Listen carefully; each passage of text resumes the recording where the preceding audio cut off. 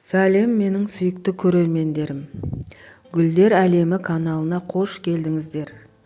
Бүгін Монстера гүлінің күтімі және де оның су ішуі, көбеюі, қай терезеде тұрғанды ұнататыны туралы айтатын боламын. Каналыма жазылмаған болсаңыз жазылып, лайк басып, комментария жазып, қазақша каналды қолдап отырыңыздар. Монстера бұл жарықты жақсы көреді, өте жақсы өседі, бірақ тіке түскен күннің көзінен қорқады. Күннің көзі күйдіріп жіберуі мүмкін, және де жапырақтары сарғайып, қурап кетуі де мүмкін. Монстера бұл көлеңке бөлмеде өте баяу өседі және жапырағы майдаланып кетеді. Менің монстерам өте жас болғандықтан жапырағы енді жыртылып, әдемі болып өсіп келе жатыр. Монстераның негізі өте түрі көп. Түрлі түстілері де бар, ақ, араласқан, сары сызық түскен түрлері де бар, үлкен болып өсетін түрлері де бар, және майда болып өсетін түрлері де бар. Өте түрі көп. Негізі жас монстера жапырақтары тұтас болып өседі алғашында, кейін өсе келе үстіп жыртылып, өзінің декоративный әдемі сәнін келіп. Монстера бұл қатты күннің астына шыдай алмайды деп жаңа айттым.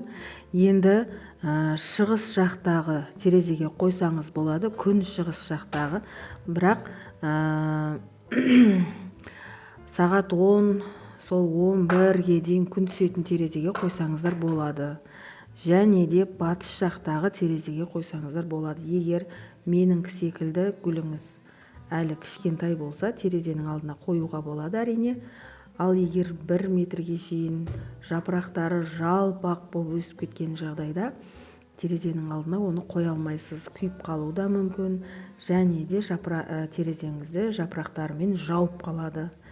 Жапырақтарының үлкендігі соншалықты 1 метр жалпақтыққа дейін барады.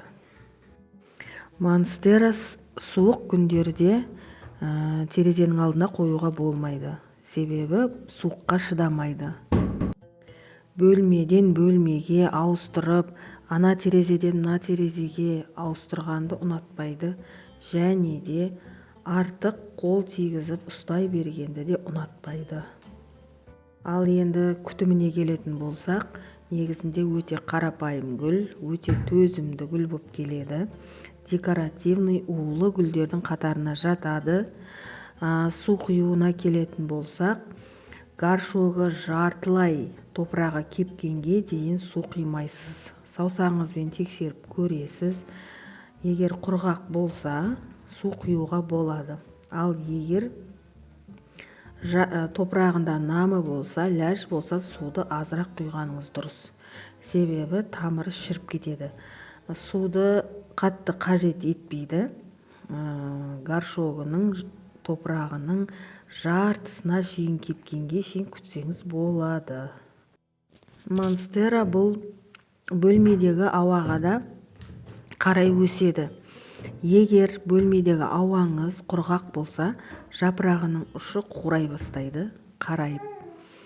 Ал егер жақсы болса, влажность жақсы болса, жақсы өседі. Жапырағының ұшы тек қана ауаның құрғақтығынан ғана сарғаймайды, судың аздығынан сарғаяды, не болмаса судың көп құйылғанынан да сарғаяды. Егер су көп құйылып кеткен жағдайда тамырына зақым келсе, жапырақтарының ұшы сарғайып, қурай бастайды, және күннің көзіне де сарғаяды. Монстера буыннан көбейеді. Буындарында өзі байқасаңыз тамыр шығарып, әр жапырақ шығарған сайын сол буыннан тамыр шығарады.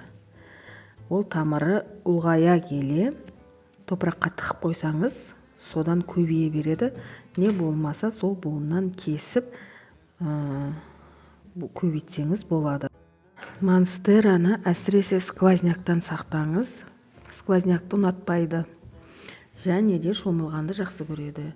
жапырақтары үлкен болғандықтан шомылдырып сүртіп алсаңыз да болады. Сүртіп алғанға да өте ыңғайлы. Жапырағы жалпақ және үлкен болып келеді. Ал егер дәрумен беретін болсаңыз, наурыз айынан бастап қыркүйек айына дейін берсеңіз болады. Декоративный гүлдерге арналған дәрумендер берсеңіз болады. Не болмаса менің каналымдағы табиғи дәрумендер берсеңіз де болады. Жаңа айтып өткендей, жапырақтары дәрумен жетіспеген кезде де түсін өзгертеді. Сол уақытта табиғи дәрумен беріп, не болмаса магазиннен сатып алып берсеңіз де болады. Гүлдемейтін декоративный гүлге деп сұрасаңыз тауып береді.